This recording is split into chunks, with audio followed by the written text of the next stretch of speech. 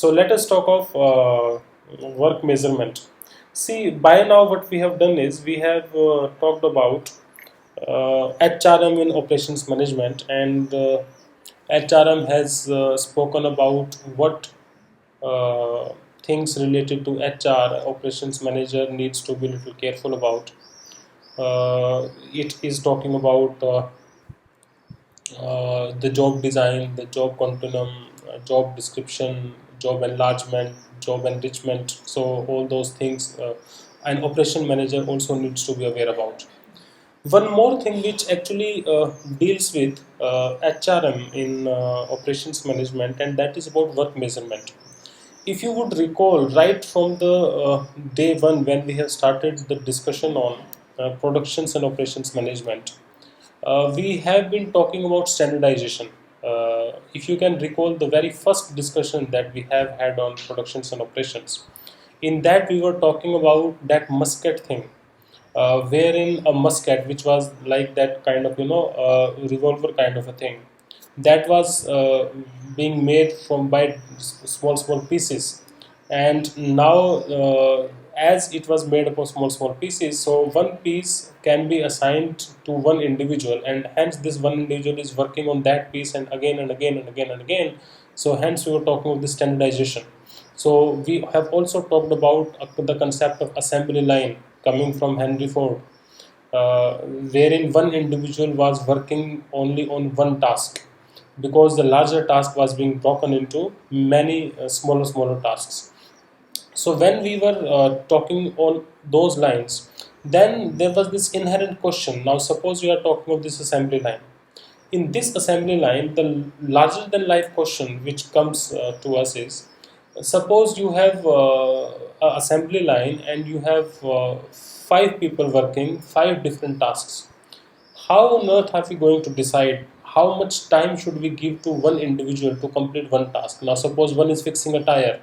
The HRM discussion which we have opened last time, I gave you this example of this pit spot. So the people coming in and the pit spot time is as less as 2 seconds today. So how do we decide? Suppose if you have to decide, someone is welding, suppose someone is fixing a steering on the car, suppose someone is wiring a car, someone is fixing up a speaker into the car. So how much time should we give that fellow to fix that speaker into the car, or to fix that wire, or to fix that steering? Now, this setting up of standard is a very important part. So you cannot keep it too high, too much a time, because then the people would be sitting idle and it would be reflected negatively in your productivity. At the same time, you cannot keep it too less also, because then it would not result into the expected outcome that you desire, and it would unnecessarily end up in creating fatigue among your laborers. So the right proportion of time which is to be decided, that is a very important part of HRM, and this is that part which basically etymologically primarily deals with the actual laborers which actually are being handled by productions and operations people. So a laborer who is working onto the shop floor, he is working on say CNC machine, he is punching holes onto a sheet. How much time should it take for him to do that task? So this is what we are talking now, and for that we are talking of work measurement, right? So work measurement essentially would talk about how much time should we give to a specific work. So we have been calling this work as tasks, because the total work was divided into a lot of tasks, and these tasks were then given to individual people, and they were called as expert in that smaller task because they have been doing it time and again. Now if we would try to understand this thing, then we have to go to the time studies. Time studies is a concept which actually has been contributed a lot by Frederick W. Taylor in 1881. Is the time when the time studies were actually have started seeing the things.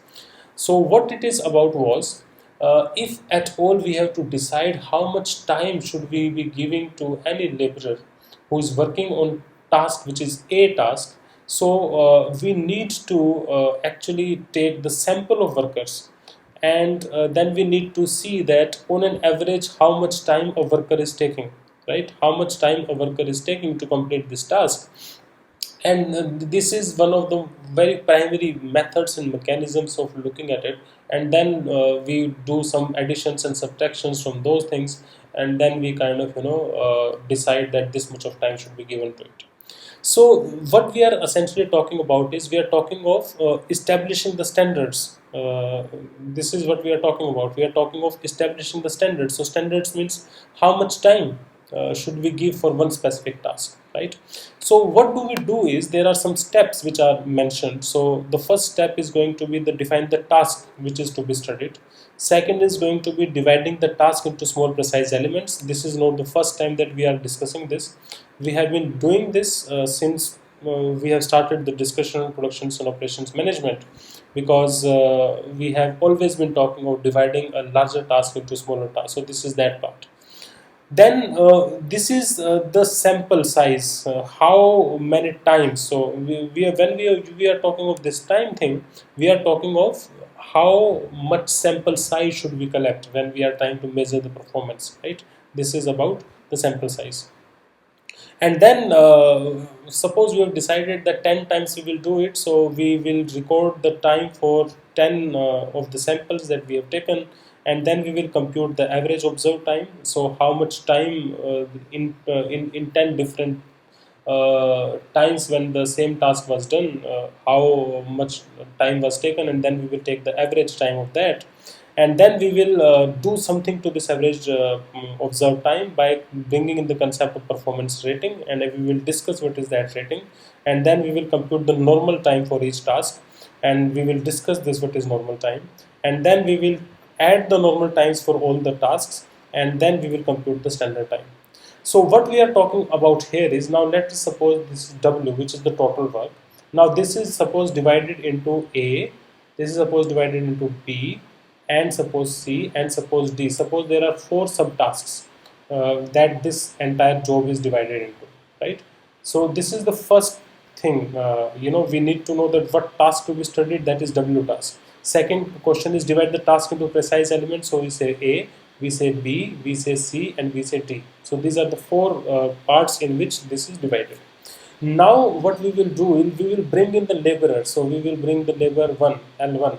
So he will be doing the task A for how many times? This is how many times to measure the task. Now suppose you are taking the sample size as 10. So you are making 10 observations on this task, and you are making 10 observations suppose on this task also, and you are making 10 observations on C also, and you are making 10 observations on D also. Now but then I will be discussing, and we will be discussing how this actually is done, right? Then you take an average of this, and this is your average observed time, and after that you do something to this time which is average observed time, and you do that using performance rating, and then we do normal time, and then we calculate standard time. So from this we calculate something which is called as normal time. This is called as NT. From normal time we calculate standard time. So this is how we are doing it. So this is where we have to reach ST, right? And how will we do this? We will be looking at it now. If you would go back, now this is an interesting thing, which is video which speaks about the contribution of Frank and Lillian Gilbert. They were husband and wife. They have done motion studies.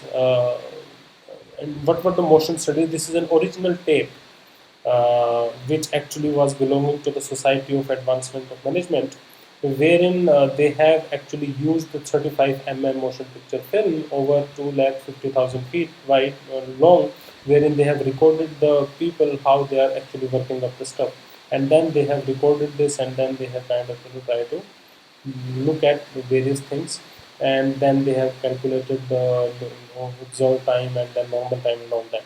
So if you would look this clip, you will look at that how it was being recorded. You see, and they have actually pointed out that doing a task in a certain way would actually improve the speed of that task, right? So there are a lot of examples which are given in this film. This film does not has audio as of now. Let me show you some of the methods. Now this is one of the famous experiments wherein they have actually bricklaying was actually studied, what motions are followed by the people who are laying the bricks and hence making the walls. So how much time is being taken and what motion, you know, the people are actually doing when they are building up a wall. So there are some motions which can be called as the waste motion. Can you see this clock which is making rounds, which is actually there, and I'm highlighting this with my mouse thing. Now this is an important instrument they have devised because they have a lot of issues in terms of time being measured. So they were trying to identify the waste motions. You remember we have discussed in class also that the larger work divided into A, B, C, and D. You know that in McDonald's example we have discussed that they have actually done away with this waiters thing. The restaurants have done away with this waiters thing. So they were looking at this waiter thing as to be a waste activity that you do as part of the whole work. So similarly in motion studies also we were talking of some waste motions, if we can identify that, because more motion that you do, more fatigue it brings to you as a laborer, and when more fatigue it brings to you as a laborer, then your productivity actually is getting down.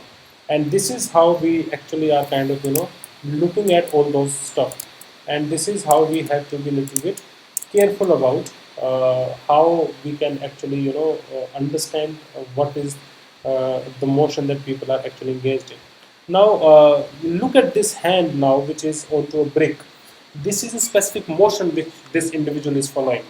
He has to pick up this brick from the from a place, and then he has to place it onto a wall, and then you see motions using original method what the people were doing. Motions per brick were happening 18, but the Gilbert method has resulted into only 5 motions.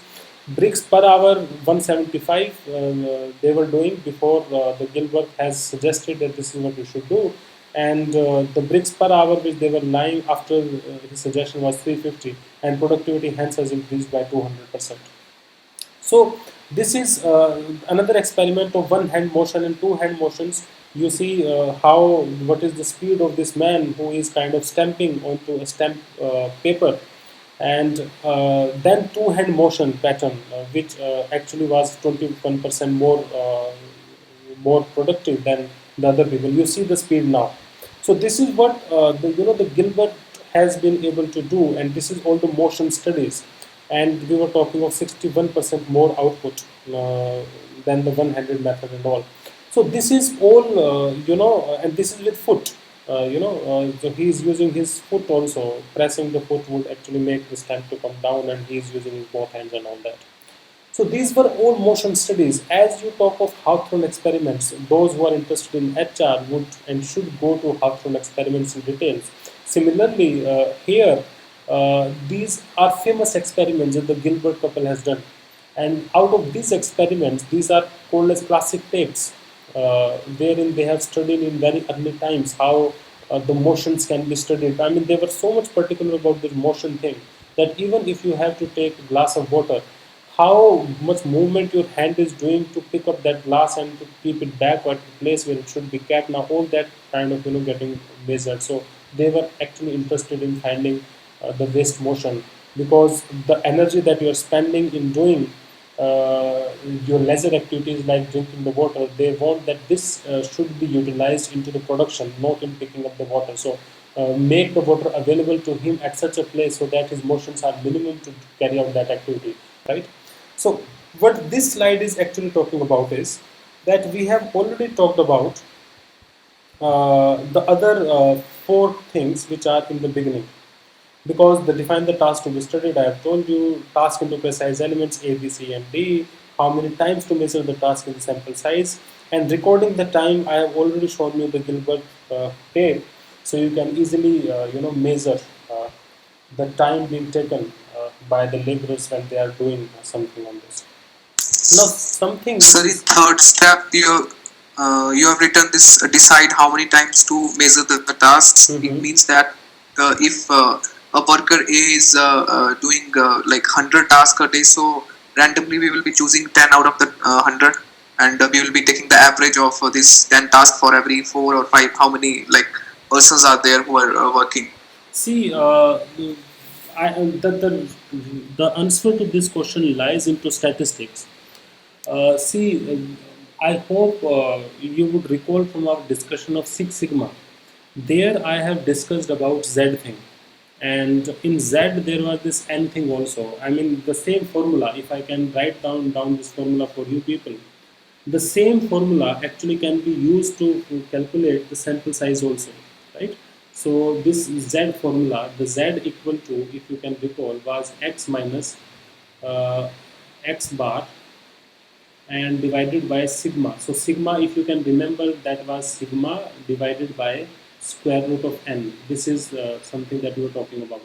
So this n is our sample size. This n is our sample size.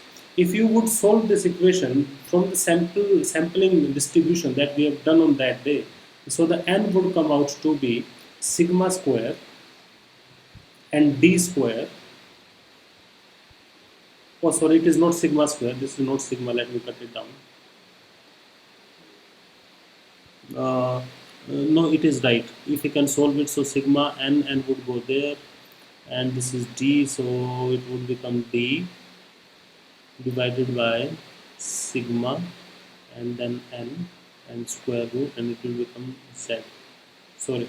So we need to solve this equation for sample size, and when you will solve it, you will find out it becomes z square sigma square, right, and d square divided by d square. This becomes n if you can solve this equation, right? This is your n. Now why I am telling you this and why I am taking again to maths is because if you would see in this equation, n is directly proportional to the square of standard deviation, right? It is directly proportional to the square of standard deviation. So which means more the variation in your data, more will be the sample size required. Because d is constant and z is constant. I have told you in Six Sigma z value is 3, right? It is not changing. So only variation is sigma, which is variation, which is standard deviation. So now more the variation in your sample size, more in your sample, more will be the sample size. So when you are asking this question, that if suppose 100 times a laborer is doing a task, you take randomly 10, you need to look at the variation in that 100 tasks. If the variation is large, you take the sample size large because the n would be larger if the variation is larger, right? So if you say that then, if suppose individual you have hired and he is made to do task A and he has done this task 20 times, and all the 20 times he has taken absolutely 1 minute, no more, no less, suppose 60 seconds. You need not to do in more than 5 because there is no variation in the data. When there is zero variation, you only need one sample size. That's it. Are you getting my point? Only when there is more variation, you would need to have more people into the place. So that is why it is written, decide how many times to measure the task, which means suppose if you have one man, he is repeating this task 10 times. If all the 10 times he have done this task, there were variation in the time that you observed and you have recorded. So you need to take it, say 4 times more because there has been variation. And then when you find that now the dispersion of this data has become less, so accordingly you decide that now it is enough, there is no point getting beyond this, and that should be enough a sample size for we to take it. I think that that is something that should make some sense to you. Is it okay, Sandeep? Yes, sir, it is okay, but like you're saying, na, ki, variation will be, we will consider the variation. So when we are looking for other people who are working there, like B, C, and D, then in that case, the N will also be different Yes, according n to can be the. different. Yes, you are very right. N can be different for all the tasks, because the time will also be different for all the tasks. So you cannot expect the steering fitting time to be equivalent to an engine fitting time in a car, right? So that might vary. Yes, So sir. the variation can be also there. So there is no point on that. So you can change the sample size with the task that you are trying to do. So there is no doubt on this, right? Okay, okay, got it, sir. Thank you. Okay. So then we look at this computed average observed time. So the thing which I have highlighted in red, now we will talk of these steps one by one. This is what we are going to do. So we look at the above four things as to be something that which we have done, somehow we have already talked about. So let us come to the computement of average observed time. So, when we will talk of this task, we have this formula. So sum of the time recorded to perform each element. So we were talking of A, we were talking of B, and we were talking of C, and we were talking of D. So suppose A was sampled 10 times. So you take the 10 things, you add them, and you divide them by 10. So this is what you get is observed time, right? So this is what you get is observed time. So this is sum of the time recorded to perform each element. So element is this, A is one element, right? So B is another element, C is another element, D is another element. So what we are talking is element wise, so activity wise, so the task wise. This is what we are doing. We are calculating the average observed time task wise.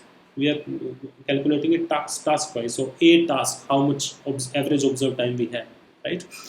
Now then comes something which is important to discuss. This is something which is called as performance rating. Now what is this concept of performance rating? We will talk on that now. The performance rating is a concept which is used to compute the normal time. Now look at the ideology behind calling this as a normal time. See what is happening in normal time. You have average observed time which is coming from above. So this is coming from here, right? Here from here we are talking of average observed time. We are multiplying this with performance rating factor. Now what is this performance rating factor?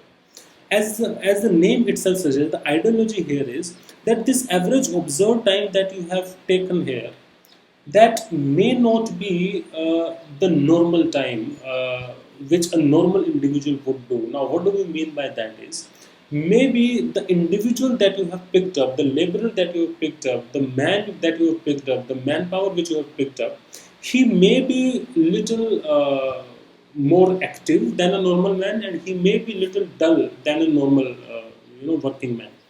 So that way, if it is the case, then you have to bring in the concept of performance rating factor. So performance rating factor is the concept which says that whosoever is taken as a sample, his performance rating should be identified vis-a-vis a normal person.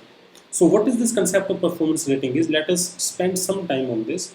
The concept of performance rating says it is about adjusting the average observed time to what a normal worker would do. Now, a performance rating is given as 1.5, 1.05 or 0.85 as a percentage, and you can call it as 150% and 105%, 85%. Now let us look at what is this happening. You have looked at in previous slide the normal time NT. I am writing it as NT. NT is equal to the observed time, which is OT, multiplied by, and this is multiplication by performance rating, which is PR, right? So I am writing performance rating as PR.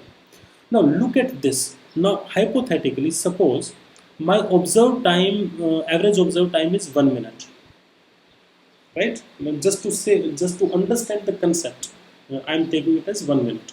Now suppose we are talking of someone whose performance rating is 1.5. So I am multiplying this by 1.5, right? So 1.5. So how much it comes out is 1.5, right? 1.5. Now that means the normal time for an activity is 1.5, whereas the observed time was 1 minute. Now what has happened here, if you have understood this concept? The time has increased. See, the average observed time is the time which is a simple average of, suppose 10 times a worker has done one task. So suppose in first task he took 55 seconds, second task he took 57 seconds, third time he took 65 seconds, fourth time he took 62 seconds. So when you take an average of it, it comes out to be 1 minute, right? So which is 60 seconds. So now you say that this gentleman who was taken as a sample, who was taken as a worker to measure this task, was having a performance rating of 1.5. Now the formula says NT, which is normal time. Formula says the normal time can only be calculated when you multiply the performance rating with the observed time. Observed time was 1 minute. You multiplied this with performance rating. Now they say this is the time which a normal worker would take if you have taken a worker into your sample whose performance rating was 1.5. Now what is this happening? If you can look at it, let us try to understand this. Let us try to understand the same thing by taking another example, right? So now I am kind of differentiating it with another example, and that example is, suppose the average time is 1 only, and performance rating in this case becomes 0.85, which is the third case, right? 0.85. Now when you will multiply it, it will come out to be how much? 0.85 only. So which means now the normal man would take 0.85 of a minute, whereas average observed time was 1 minute. Here the time has decreased, which means this worker has taken 1 minute, but a normal man should be given 1.5 minutes for this. And in contrast to that, someone whose performance rating factor is 85%, that means this worker has taken 1 minute, but an average worker, normal worker, should be given less time than that, which is 0.85 of a minute. What are you understanding out of this? That means someone whose performance rating factor is more than 1, that means he is more active than a normal worker you can expect to have in your premises, right? So when you say someone's performance rating factor is 150%, so that means he is 50% more active than you will find generally the laborers on an average. So if so, you talk of say Manesar as a plant where the Maruti plant is settled, you would take the local people who are working on the shop floor from Manesar only, because when you have selected the location decisions, in that decision you're talking factor rating method. In factor rating method, one factor could be the availability of labor. So you cannot expect in Manesar someone coming from Gujarat and working at the floor of Manesar. It is not the case. You have to take the labor from there only. So if there are hubs, you can expect the people can migrate and come. So in Gurgaon, you might have the laborers coming from Bihar, coming from UP, coming from Haryana, coming from Rajasthan. But when you are talking of an ideal situation, in normal circumstances, you expect that the people would come from the nearby areas. And even if they are not coming by the nearby areas, even in that case, you can expect the laborer to be into a specific normalcy.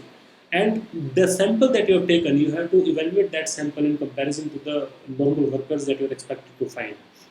And then you calculate their 150% or 85%, whatever. So someone whose performance rating factor is more than 1, he is someone who is quick than the other people who are expected to be seen. Someone whose rating is 0.85, which is 85%, he is a slow worker.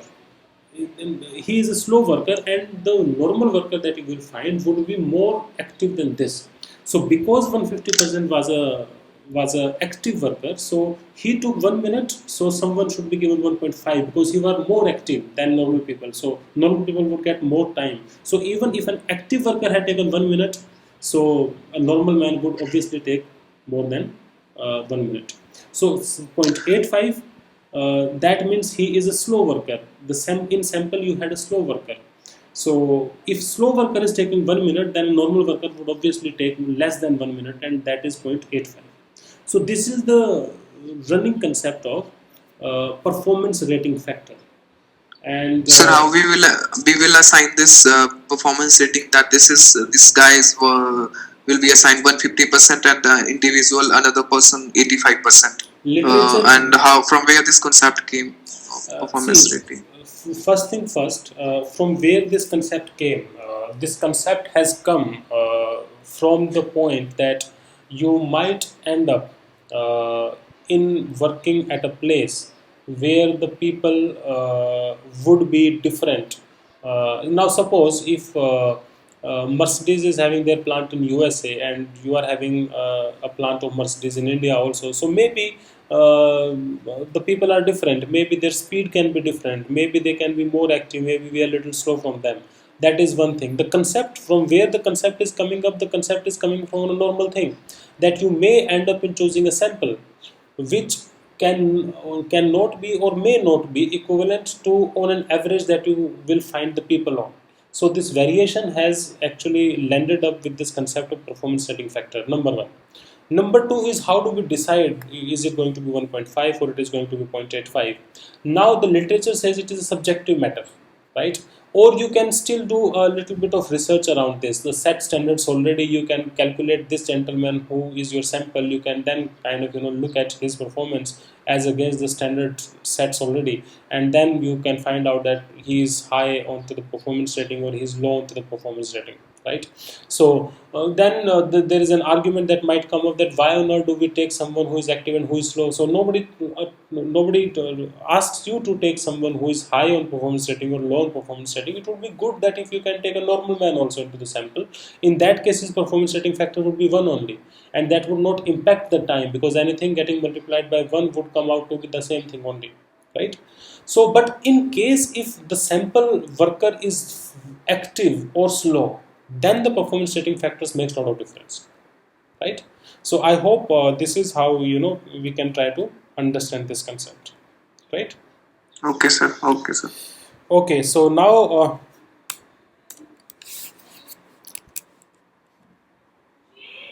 let us go to standard time now. So if you would recall, we have talked about average observed time, then we have talked about this performance rating thing, and using the performance rating we have calculated the normal time. Now then comes the standard time. Now we might think that now since we have this normal time with us, let us fix this as to be the time that should be given to anyone to complete this task. No. Then it is said that at all we are talking of humans who are working here, and when we are talking of humans, then we have to consider this humanity also. And the here humanity is not something that we would typically at the abstract level look at it in dictionary, but humanity here means that the humans are subjected to lot of things. Now for example, he will go to washrooms also. For example, he or she would also drink water. For example, they are subjected to fatigue also. So all those things might happen.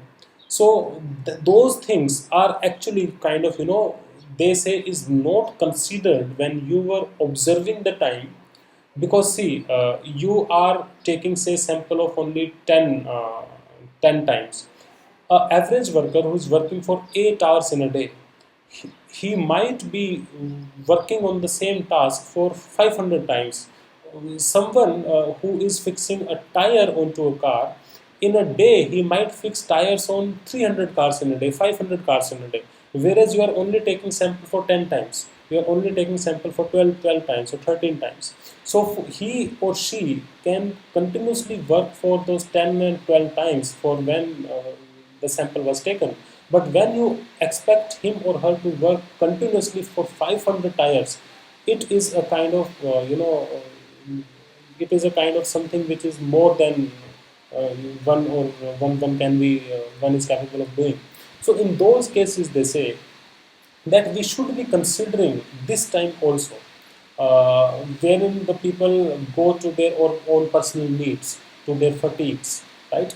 And that consideration is taken by the name of allowance factor. So this is the allowance which is given to the people when they are working onto something. So allowance factor is a concept which says that we as humans actually need time, which can be called as personal time. We can call as delay. We can also talk as fatigue, that we can be subject to many things. So those things needs to be considered, and when you consider those things, then you apply this formula.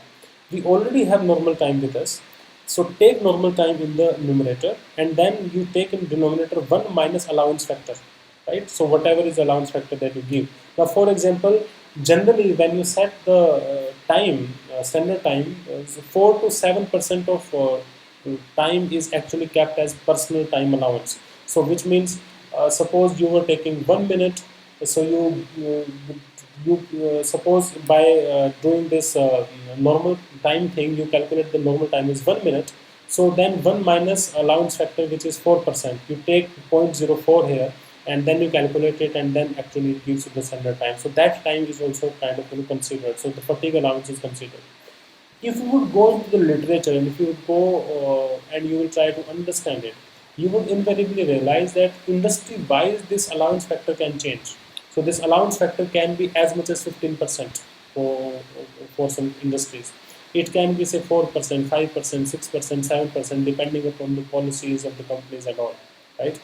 So depending upon what allowance factor you as an industry has adopted for yourself, You take that allowance factor and you keep it here in this formula, and then you calculate the standard time, right? So if total time was 1 minute, so 1 minus, it's a 4% allowance factor you are giving, so it becomes 0.04. So the denominator becomes 0.96. So 1 divided by 0.96, that becomes your standard time. So this is how you kind of, you can calculate it.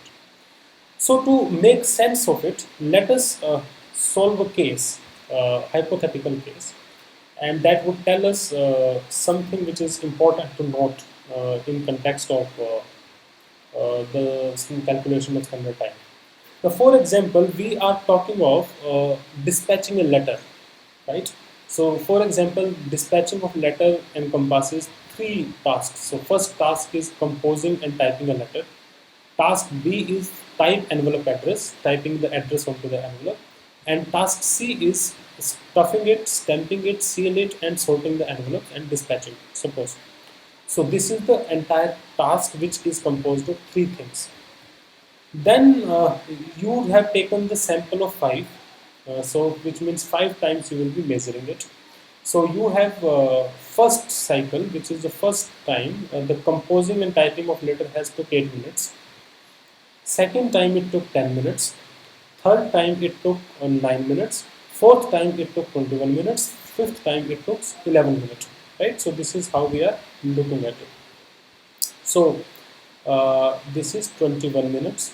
And you can see there is an asterisk onto that. And this is why this example discussion becomes important. See, when you look at variation, there is variation because first time it was taking 8 minutes, then it took 10 minutes, then it took 9 minutes, then it took 11 minutes. This is okay. I mean, this is, you remember in Six Sigma, we have talked about assignable variations, assignable causes, which can be traced that it is because of this thing that this variation would have occurred. But there are some variations which are like non-assignables, which would happen. Whatever you may do, they will happen. So you would never be able to achieve, the accuracy of that level. That if you want a Lay's packet of 20 grams, it would be 20.0000000000 grams. It might happen that 20.00001 gram might come. So the variation, so this variation of 0.00001 grams is something which is normal variation. You cannot stop it. But when you talk of assignable variation, that is a problem thing. That is what we are talking Six Sigma. Here also, from 8 to 10 it is 2 minutes, 10 to 9 it is 1 minute, 9 to 11 it is 2 minutes. So the variation of 1 to 2 minutes is coming. So you treat it as to be kind of a normal variation that okay, normal human being might take this much of time larger or lesser when completing a task. But when you come something like 21, this is an assignable cause. So this is not a normal cause, and that is why you have an asterisk onto this. Maybe when he was composing and typing a letter in the fourth case, he was called up by his boss. He might have gone to bathroom. He might have taken a sip of water, or he might got engaged somewhere, or maybe his pen would have got in problem. Maybe he was typing a letter. Maybe the electricity has gone and his computer machine was shut down. He has to restart the computer. That would have taken the extra time. So very, very important learning out of this here is when you're talking of an assignable thing. Now in statistics we call it an outlier. This is an outlier. This is not a normal variation. You need to get rid of this while calculating the average observed time. So we first calculate observed time, then we calculate the normal time, then we calculate standard time. So when we will calculate this, we will do 8 plus 10 plus 9 plus 11, and we divide it by 4 only because we are not considering 21.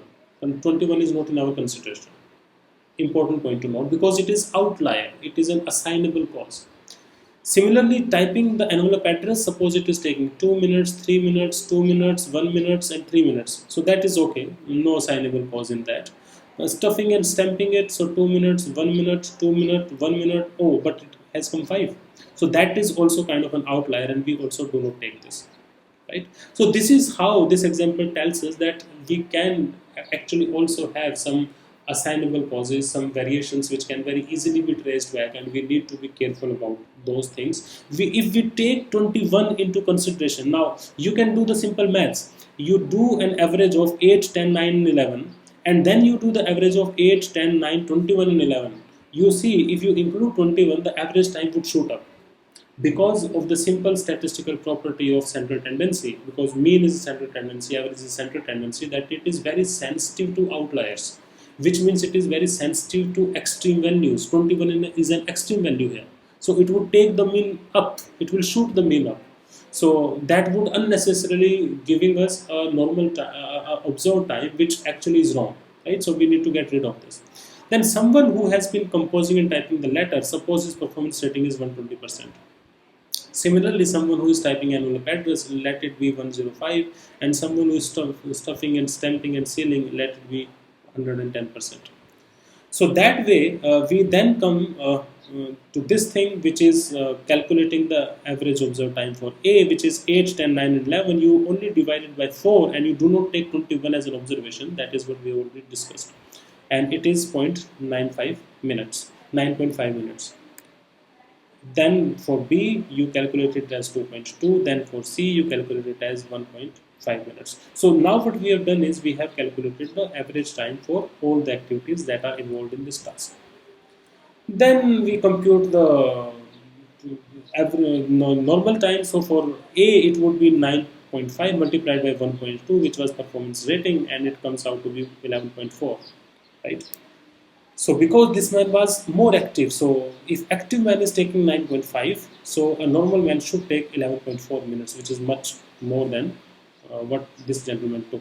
So it was 1.05. So if he took 2.2, it's someone who's normal should be taking 2.31 minutes. Someone whose performance rating factor is 1.10, he should be taking a little more than what this gentleman took, that was 1.5. So that is normal time for A, B, and C. And then you add up the normal times as per the formula, it comes out to be 15.36 minutes. And then you compute the standard job time. We have taken allowance factor as 15%, so 0.15 is highlighted here. And then you do the math and it comes out to be 18.07 minutes. So this is the time that you will set. This is the standard time that you will set for typing a letter, composing a letter, stamping it, and typing the address onto the envelope and dispatching it. So the task should be done at the max in 18.07 minutes, right? So this is how we kind of look at this thing. Yes, please. So how we got this allowance factor 1.15? This is what I have been telling you, Sandeep, that it varies with industry to industry.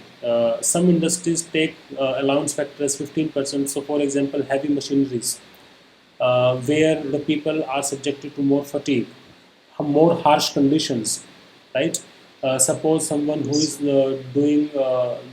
doing job in paint shop, which is a very risky thing. Someone suppose who is working 500 meters below the ground into an iron ore mines, so he would be given more allowance factor, no doubt on that, because the fatigue that you would express or you would feel working in a coal mine, that would not be equivalent to the fatigue that you will observe while you are fitting a tire in Maruti's Manesar plant, right?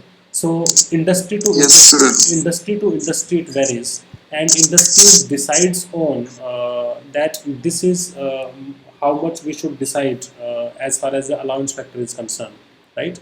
So it is So very it is like if a worker who's doing the 8-hour shift, then out of this 8 hours, it's his 100%, and when we take like 15% out of his 8 hours, that we will subtract from it. That is his allowance factor.